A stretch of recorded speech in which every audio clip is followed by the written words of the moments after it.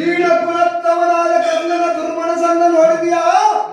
ಚಂಗತ್ತ ದೋಷದಿಂದ ಮುನಿ ಪುಂಗವನಾದ ಯಥೇಶ್ವರನ ಕೆಳವನು ಹಣಕಾಲದಿಂದ ಬ್ರಾಹ್ಮಣನ ಮೃತವೇಡನಾಗುವನು. ಅವು ಶಿವರ ಸಜ್ಜನರ ಸಂಗತಿ ದುಷ್ಟ ಮಂತ್ರದಿಂದ ಕುಲ ನಷ್ಟವಾಗುವುದು.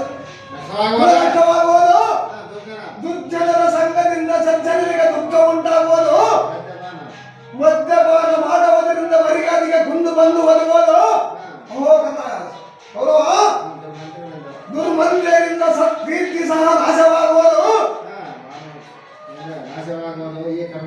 ಈ ಕರ್ಣನ ಮಾತಿನಿಂದ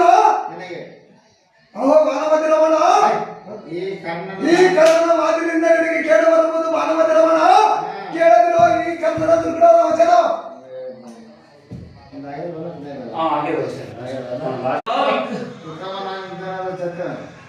ಎಲ್ಲ ವಿಕ್ರಮನಾದ ಚಕ್ರವರ್ತಿಯೇ, ಅಕ್ಷರತೆ ಇಲ್ಲದ ನಿನ್ನ ಬೊಕ್ಕಸದ ರಕ್ತವನ್ನು ಹಾಳು ಮಾಡುವುದಕ್ಕೆ ದ್ರೋಣನಿರುವನಲ್ಲದೆ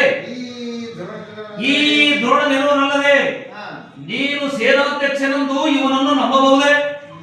ಗೊಂಡಾರಣದಲ್ಲಿ ಕಾಲಹರಣ ಮಾಡಿ ಬಂದು ಘೋರಾರಣದಲ್ಲಿ ಕಾಲಹರಣ ಮಾಡಿ ಬಂದು ಗಾಂಡೀವನ್ನು ಕೊಂಡಾಡುವನು. ಗಂಡದಲ್ಲಿ ಎಸೆದ ಉಂಟು ಬಿಡುವುದಕ್ಕೆ ನಿನ್ನ ಭಂಡಾರದ ದ್ರವವಲ್ಲ ತಿಂಡಿಗೆ ಸರಿ ಮಾಡುವನು. ಕನ್ನ ತಿಂಡಿಗೆ ಸರಿ ಮಾಡುವನು. ದ್ರೋಣನ ಯುಕ್ತಿಯನ್ನು ನೋಡಿ ದುರ್ಯೋಧನ ತಿಳಿದುಕೋ, ಇವನು ಯುಕ್ತಿ ಕ್ಷಣ.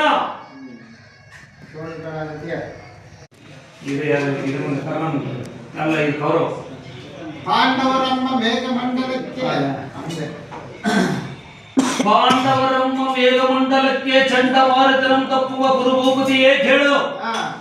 ಇಂದಿನ ದಿನ ಅಭಿಮಾನ ಕೊಂದದಕ್ಕೆ ಸೈಂಧವನ ಕಂದರಕ್ಕೆ ಬಂದಿರುವುದು ಸಂಚಕಾರ.